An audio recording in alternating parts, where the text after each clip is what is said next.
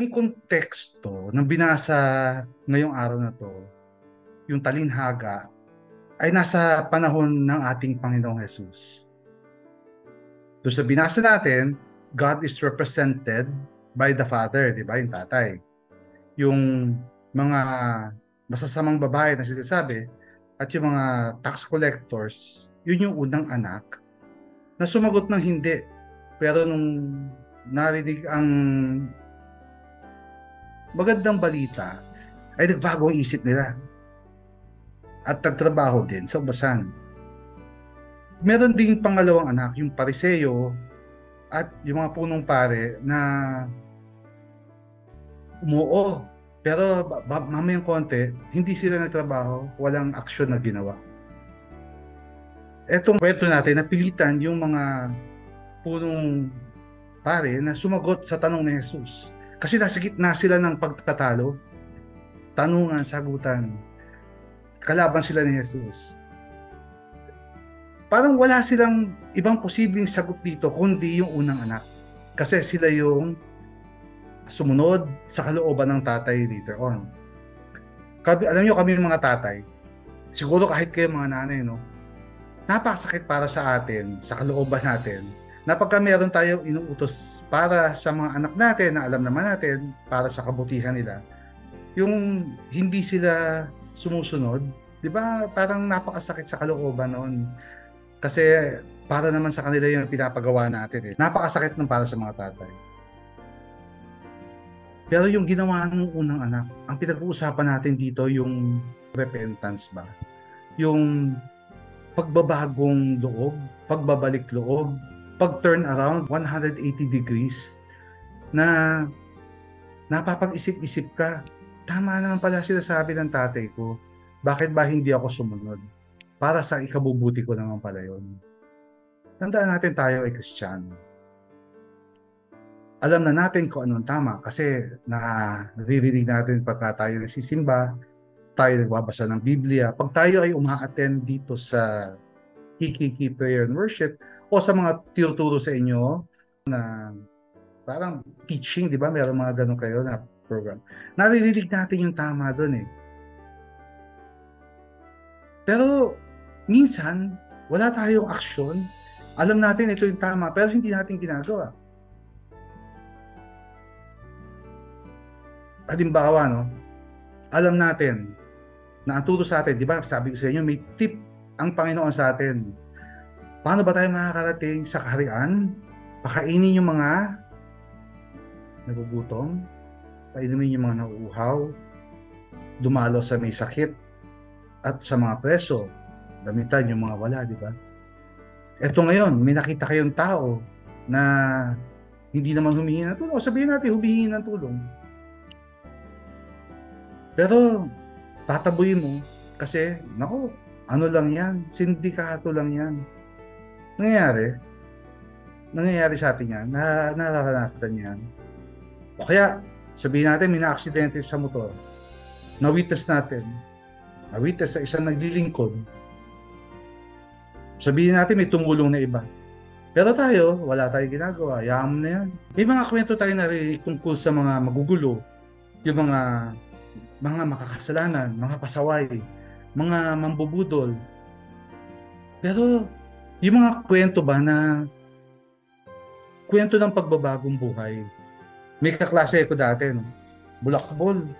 Alam niyo yun, yung puro kalokohan. Lakwatsa dito, lakwatsa doon, bilyar, basketball, pusoy. Siguro sa inyo, date dito, date doon sa mga babae, no? Minsan palakad-lakad na sa baklaran, wala namang ginagawa. Wala lang, bulakbol lang.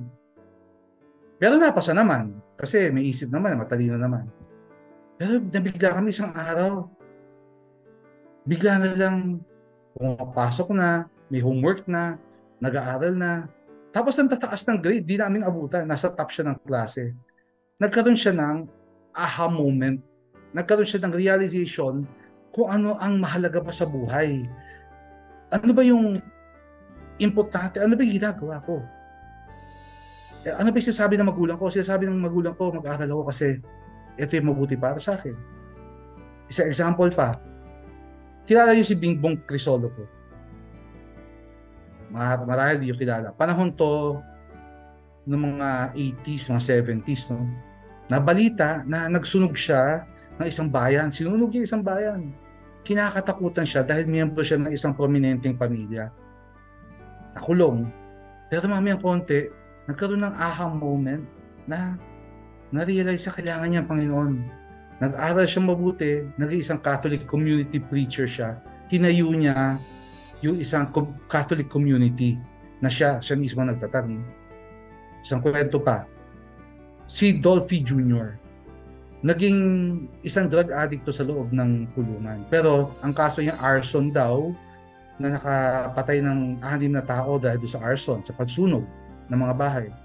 Pero hindi nila napatunayan yun. Sabi niya hindi daw siya gumawa. Pero isang beses nanonood siya ng TV, narinig niya yung kwento niya. Sinasabi ng isang pastor, basta isang pastor, sabi niya, kwento ng buhay ko yan. Umiiyak siya, lumuhod siya. Yun yung kanyang aha moment.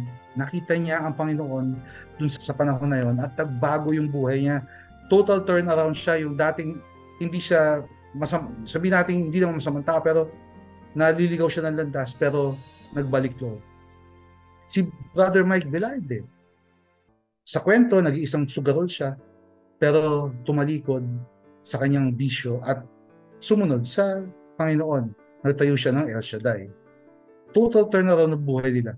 Sapagkat alam nila na mali yung ginagawa nila. Ang tawag doon metanoia o repentance, di ba? Yung pagbabalik loob. Concretize natin, no? Ang gusto ko lang bigyan din yung pagbabagong loob. Nangyari na ba sa inyo na minsan may lapis sa'yo, uy, ating, pero naman ng ano dyan, no? Yung tao sa kailangan lang pandagdag sa sa pang-tuition ng anak ko. Sabi mo, nako, problema mo ako, meron din akong problema sa tuition ng anak ko, tapos tutulungan pa kita. Pero isang ka naman ko. Mamaya konti na-realize mo, teka muna, baka talagang kailangan. Ito 500, ating, ito na 500, sa'yo na yan, huwag mo na bayaran. Yun, pagbabalik loob, diba? Meron naman mga pagkakataon na ikaw naman yung nangailangan. Sabihin mo, uy, pero naman kahit 1,000. Tapos sabihin siya, sige mamaya, babalikan kita. Tapos hindi mo na makita ulit. Nagtago na. Hanggang sa umuwi pa ng probinsya. May mga ganun pagkakataon, di ba? Yung kagaya ng pangalawang anak na umuo tapos hindi naman ginawa. Dahil, alam mo, marami sa atin na sumasagot ng oo. Sa pagiging Katoliko, nagdadasal tayo, nagpupunta tayo simbahan, nagsisimba tayo. Pero, paglabas ng simbahan, wala yung pagmamahal.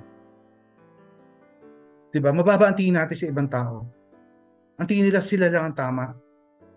Yun yung masakit, yung hindi ka makapag-repent kasi hindi mo alam na kailangan mo mag-repent. Hindi mo alam na may kasalanan ka rin ginagawa. Hindi mo kailangan magbago. You don't need a change of heart. Ang binasa natin ay isang mabuting balita para sa mga makakasalanan. Kaya kung ang tingin mo sa sarili mo ay makasalanan ka, makasalanan nga ba? Tanong ko, ako ba yung makasalanan? Kahindik-hindik ba yung mga kasalanan ko? Nakakahiya ba ikwento? Makasalanan ba tayo?